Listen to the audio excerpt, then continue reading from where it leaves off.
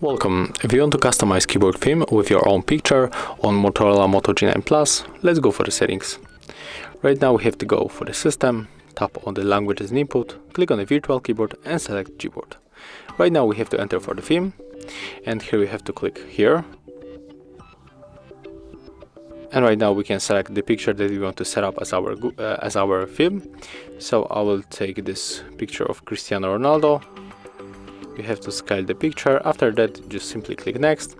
Right now we are able to set up the brightness of our picture, so I will go with this one, click done, and for the end we can just take off the keyboarders.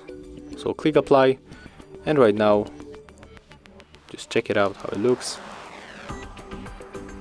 Sorry. And as you can see, that's how our theme looks right now. Thank you guys for watching. Leave thumbs ups, comments and subscribe to our channel.